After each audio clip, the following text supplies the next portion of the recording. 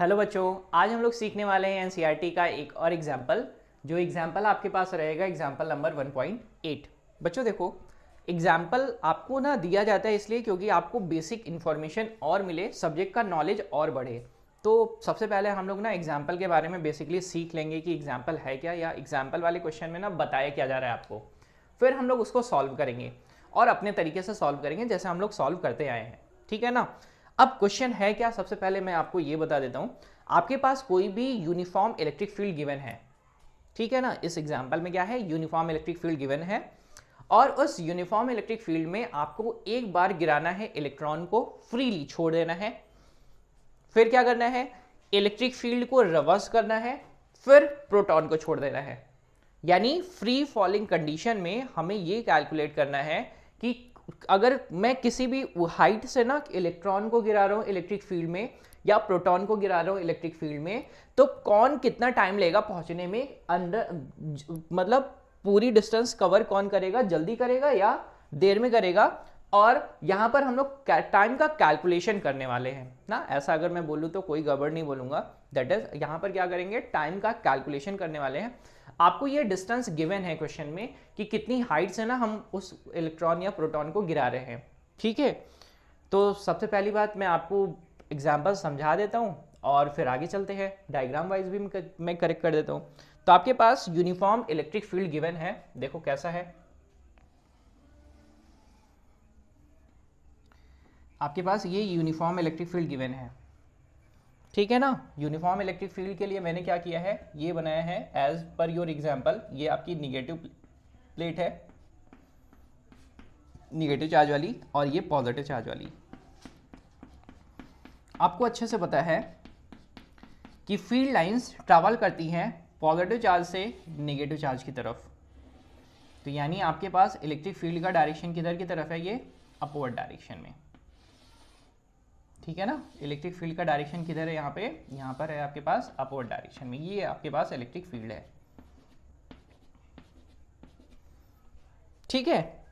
अब करना क्या है आपको, कंडीशन 1 में आपको ना एक इलेक्ट्रॉन के पास कैसा चार्ज होता है, निगेटिव चार्ज। तो ये इलेक्ट्रॉन जो कि कैसा है, निगेटिवली चार्ज, इसको ऊपर से गिरा दिया जाता है।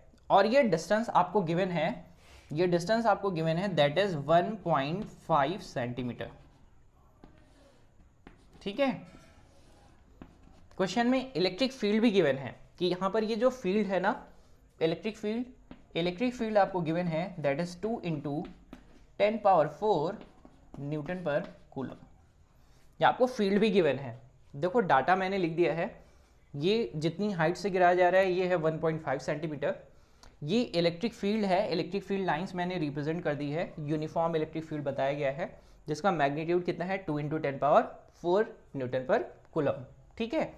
अब किया क्या जा रहा है ना, इसको ना ऊपर से गिराया जा रहा है। तो अगर गिराया जाएगा ऊपर से नीचे की तरफ, देखो इलेक्ट्रॉन के ऊपर कैसा चार्ज है, निगेटिव चार्ज। तो ये वाली प्लेट यानी कैसी है, निगेटिवली चार्ज। तो ये क्या करेगी, इसको नीचे की तरफ रिपल करने वाली, यानी सेम चार्ज क्या करते हैं, रिपल करेगा। तो ये किधर की तरफ आ रहा है, नीचे की तरफ। और याद रखिएगा ये जो पॉजिटिव प्लेट है उसको ना खींच ही रही है, यानी एक्सेलरेशन तो बढ़ ही रहा है ना। तो आप ऐसा बोल सकते हैं कि यहां पर ये जो इलेक्ट्रॉन है उस पर जो फील्ड लग रहा है, यानी फोर्स का डायरेक्शन है, फोर्स का कौन सा force, that is electrostatic force, जो कि क्या कर रहा है, इसको खींच रहा है। और अगर मैं यहां पर आपको फोर्स डिफाइन करूं कि वो फोर्स कितना होगा, तो आप अच्छे तरीके से जानते हैं कि फोर्स को हम लोग डिफाइन करते हैं, that is charge into field. तो मैं अगर यहां पर चार्ज लिख दूं, चार्ज कितना है, E, इलेक्ट्रॉन चार्ज, और फील्ड कितना है, E। तो ये क्या है आपके पास, इस चार्ज पर लगने वाला फोर्स। अब क्योंकि चार्ज मोशन कर रहा है तो ये फोर्स बराबर किसके होगा, बराबर होगा इस इलेक्ट्रॉन के मास इंटू इलेक्ट्रॉन का एक्सेलरेशन। कहां से, by Newton second law. Newton के सेकंड लॉ से हमने क्या सीखा है, दैट इज कि कोई भी वो ऑब्जेक्ट मूव करता है तो वो किसकी वजह से, दैट इज फोर्स की वजह से, दैट इज उसका मास इनटू एक्सेलरेशन। यहां पर क्या है, वो इलेक्ट्रिक फील्ड में नीचे की तरफ आ रहा है तो उसके ऊपर लगने वाला फोर्स कौन सा, that is electrostatic force, that is E × E, यानी चार्ज इनटू इलेक्ट्रिक फील्ड। और बाई न्यूटन सेकेंड लॉ आपके पास क्या है, that is mass into acceleration. बस सिंपली दोनों को इक्वेट कर देते हैं अगर हम, तो यहां से हमको मिल जाता, क्या मिलता, दैट इज यहां से हम एक्सेलरेशन डिफाइन कर लेते। क्यों? क्योंकि आपके पास देखो चार्ज ऑन वन इलेक्ट्रॉन तो पता है, फील्ड भी आपको पता है, मास ऑफ इलेक्ट्रॉन आपको पता होता है। मैं लिख भी देता हूं। तो देखो यहां पर ना, यहां पर हो क्या रहा है, तो सबसे पहला एजेंडा यही है कि हो क्या रहा है भाई, हमने ना इलेक्ट्रॉन को छोड़ दिया है। इलेक्ट्रॉन को छोड़ेंगे, कैलकुलेशन का part, first part of the calculation is we have to find the time taken by the electron to reach at the distance, that distance is 1.5 centimetre. अगर हम किसी भी इलेक्ट्रॉन को फ्रीली छोड़ दे रहे हैं इन द फील्ड, तो वो कितने टाइम में नीचे आ जाएगा अगर वो डिस्टेंस ट्रैवल करता है 1.5 सेंटीमीटर। ठीक है, बात एकदम क्लैरिटी के साथ आती है। अब ध्यान देंगे, यहां पर अगर कोई ऑब्जेक्ट फ्रीली अगर हम छोड़ते हैं तो वहां पर इफेक्ट किसका आता है, ग्रेविटी का आता है। तो यहां पर ग्रेविटी का इफेक्ट हम लोग नेग्लेक्ट करने वाले हैं। क्यों नेग्लेक्ट करेंगे, एट लास्ट आपको समझ में भी आ जाएगा कि एक्सेलरेशन ड्यू टू ग्रेविटी कितना कम है in comparison to this acceleration. At last मैं आपको समझाते चला जाऊंगा कि वो एक्सेलरेशन इतना कम है कि हम उसको नेग्लेक्ट कर दे रहे हैं, यानी ग्रेविटी के इफेक्ट को क्या कर रहे हैं, नेग्लेक्ट कर दे रहे हैं। तो अगर हम यहां से सिंपली कैलकुलेशन पार्ट आगे बढ़ाएं तो आपके पास आता है, यहां से अगर दोनों को इक्वेट कर दे तो आपके पास क्या आ जाएगा, that is E equal to mass of electron into acceleration of electron. तो यहां से मुझे एक्सेलरेशन ऑफ इलेक्ट्रॉन मिल जाएगा simply, that is E upon कितना, एम ई। यहां पर एम ई क्या है, मास ऑफ इलेक्ट्रॉन। अगर मैं मास ऑफ इलेक्ट्रॉन की बात करूं तो आपको अच्छे से पता है कि ये वैल्यू होती है 9.11 इंटू 10 पावर -31 kg। ठीक है ना, ये किसका मास होता है, इलेक्ट्रॉन का। और यहां पर अगर मैं सारी वैल्यूज को सेट कर दूं तो आपके पास एक्सेलरेशन का वैल्यू आएगा, दैट इज यहां पर ई कितना, 1.6 इंटू 10 पावर -19। ई का वैल्यू कितना है, that is 2 into 10 power 4 upon, अगर मैं इसको सेट कर दूं, mass of electron that is 9.11 into 10 power -31 kg। तो यहां से आपके पास एक्सेलरेशन का वैल्यू आएगा, that is acceleration of electron is 3.5 into 10 power 15 metre पर सेकेंड स्क्वायर। ठीक है, और आप जानते क्या है एक्सेलरेशन ड्यू टू ग्रेविटी कितना होता, वो तो होता है आपके पास कितना, 9.8 मीटर पर सेकेंड स्क्वायर। इसके कंपैरिजन में इलेक्ट्रॉन कितनी तेजी से नीचे आ रहा है देख लो जरा। ठीक है ना, इसलिए हम लोग इस इफेक्ट को ना कैसा कर रहे हैं, इसको इफेक्ट को नेग्लेक्ट कर दे रहे हैं। ठीक है, ये तो हो गई बात एक्सेलरेशन की। अगर मैं टाइम कैलकुलेट करूं तो टाइम कैलकुलेट करने के लिए हम लोग सिंपली यूज करेंगे equation of motion. Equation of motion use करने के लिए हम लोग यूज करते हैं सेकेंड इक्वेशन ऑफ मोशन। तो क्योंकि हमें तो हाइट पता है, तो अगर मैं सेकेंड इक्वेशन यूज करूं तो सेकेंड इक्वेशन ऑफ मोशन आपको पता है अच्छे से, दैट इज होता है S equal to U T plus half A T square. मुझे तो टाइम चाहिए, तो यहां पर मैं लिख देता हूं क्या, acceleration of electron, time taken by the electron. Initial velocity कितना है, अगर इलेक्ट्रॉन फ्रीली नीचे गिराया जा रहा है तो इनिशियल वेलोसिटी कितना है, 0। तो आपके पास ut कितना हो जाएगा, 0। ठीक है ना, तो बचेगा यहां से कितना, आपके पास इलेक्ट्रॉन के कितने टाइम में पहुंचेगा। तो अगर मैं यहां से फॉर्मुलेट करूं तो आपके पास आ जाएगा, that is time taken by the electron, कितना आ जाएगा, दैट इज यहां से आपके पास कितना है, हाफ, यानी 2 इंटू एस, यानी सिंपली लिखेंगे कितना, दैट इज 2 इंटू ये कितना है, एस यानी डिस्टेंस, और डिस्टेंस को अगर मैं मीटर में करके लिखूं तो क्या लिखूंगा, 1.5 इंटू 10 पावर -2 मीटर अपॉन कितना करने वाले हैं, दैट इज एक्सेलरेशन। एक्सेलरेशन कितना है, हमने कैलकुलेट कर लिया, कितना कैलकुलेट किया है, 3.5 इंटू 10 पावर दैट इज 15, और ये स्क्वायर में है तो ये किस में आ जाएगा, स्क्वायर रूट में। ठीक है, मैं रिपीट करूं कायदे से, कुछ गड़बड़ तो नहीं करेंगे। मैंने सिंपली इलेक्ट्रिक फील्ड में इलेक्ट्रॉन को गिरा दिया है, मुझे निकालना है that is time taken by the electron to reach at this distance. कितना डिस्टेंस है? 1.5 सेंटीमीटर। तो सिंपली सबसे पहले हम लोगों ने बोला कि भाई इसके ऊपर फोर्स कितना लग रहा है। इलेक्ट्रिक फील्ड में आपके पास फोर्स आएगा दैट इज ई इंटू ई। उस और दूसरा क्या आएगा? दैट इज वो मूव कर रहा है तो मोशन करने वाला फोर्स होता है m into A. That is कहाँ से? By Newton's law, Newton second law. तो आपके पास आ जाता है mass into acceleration which is equal to E into E. दोनों फोर्सेस को हमने लोगों ने इक्वेट कर दिया है, वहां से फाइंड कर लिया है एक्सेलरेशन। एक्सेलरेशन का अगर मैं कंपेयर करूं that is acceleration due to gravity से, उसके कंपैरिजन में ये एक्सेलरेशन बहुत बड़ा है। इस इफेक्ट को इसलिए हम लोगों ने निग्लेक्ट कर दिया है। अब क्या करेंगे? सिंपली मुझे कैलकुलेट करना था टाइम टेकन। टाइम टेकन के लिए हम लोग यूज करेंगे that is second equation of motion that is S equal to U T plus half A T square.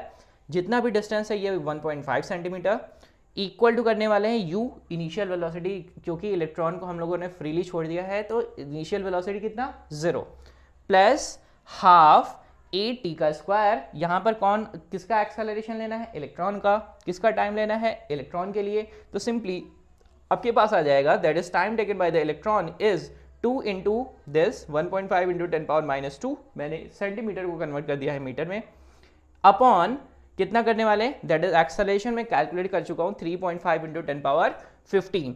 तो यहां से बच्चों आपके पास आ जाएगा that is time taken by the electron is 2.9 into 10 power minus 9 second.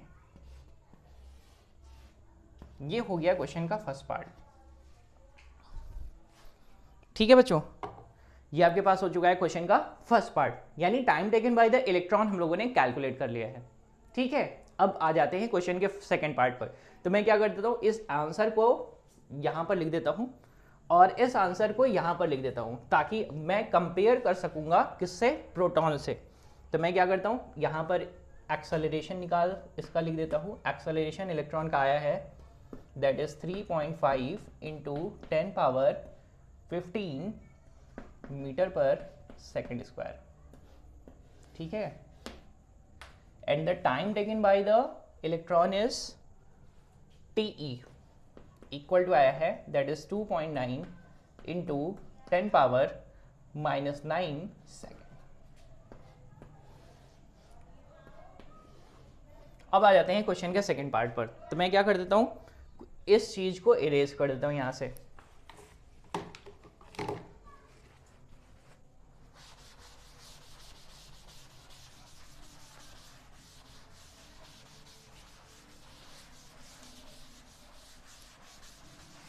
देखिए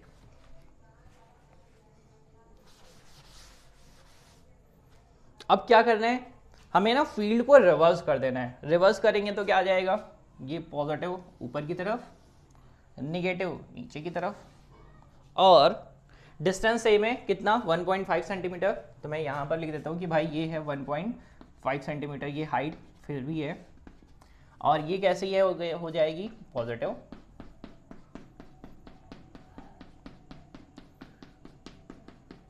और ये कैसा है? निगेटिव।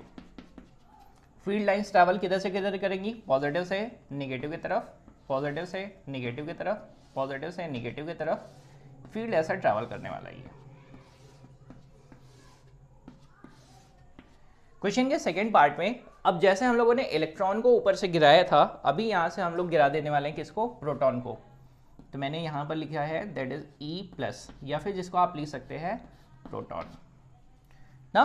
अगर वो ऊपर से नीचे की तरफ गिराया जाएगा तो फिर से इसके ऊपर फोर्स लगने वाला है, और कौन सा फोर्स लगेगा? Electrostatic force. देखो इसकी डायरेक्शन किधर की तरफ है? इधर की तरफ, यानी आपके पास इसके ऊपर फोर्स किस डायरेक्शन में लगेगा? यानी ये वाला कैसा है? ये है इलेक्ट्रॉन प्रोटॉन, तो ये किधर की तरफ आएगा? नीचे की तरफ, क्योंकि ये पॉजिटिव वाला क्या करने वाला है? इसको पुल करने वाला है, और ये क्या करेगा? ये अपनी तरफ खींचने ही वाला है ना, मतलब खींचने ही वाला है, फोर्स लगने वाला है इस एंड से।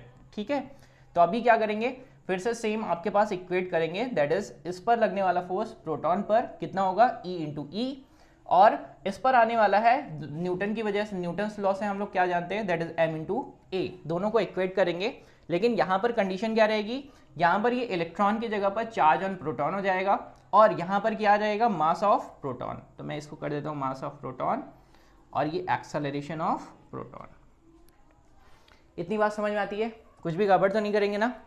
अब फटाफट सोल्यूशन बनाते हैं, बस वैल्यूज पुट करनी है और सॉल्व करते चले जाना है फिर से। अगर मैं फिर से यहाँ से एक्सेलरेशन ऑफ प्रोटॉन निकालूँ तो प्रोटॉन का एक्सेलरेशन आपके पास आ जाएगा, दैट इज कितना आपके पास E charge on proton upon into electric field upon mass of proton. अगर आपको मास ऑफ प्रोटॉन नहीं पता है तो मैं सिंपली लिख देता हूँ, मास ऑफ प्रोटॉन होता है 1.67 इंटू 10 पावर माइनस 27 kg। ठीक है, सारी वैल्यूज को अगर मैं सेट कर दूं तो आपके पास आ जाएगा यहाँ से acceleration of proton is that is 1.9 into 10 power 12 metre पर सेकेंड स्क्वायर। ठीक है, ये आ जाएगा क्या, एक्सेलरेशन ऑफ प्रोटॉन। किधर की तरफ, नीचे की तरफ। ठीक, इसी तरीके से अगर मैं सेम टाइम का कैलकुलेशन करूं तो टाइम का कैलकुलेशन करने के लिए देखो मैं यहां पर यूज कर लेता हूं टाइम का कैलकुलेशन, सेम ट्रिक यूज करूंगा, डिस्टेंस सेम है तो मैं इसको रब कर देता हूं और प्रोटॉन के लिए लिखता हूं।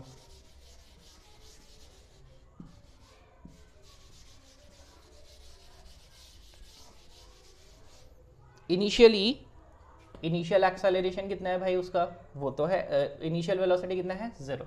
ठीक है, सेम फॉर्मूला यूज करूंगा, s equal to UT plus half AT square.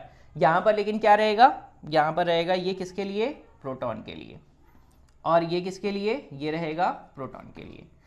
ut फिर से 0, तो आपके पास बचेगा क्या, यहां से निकालना है आपको, that is time taken by the proton.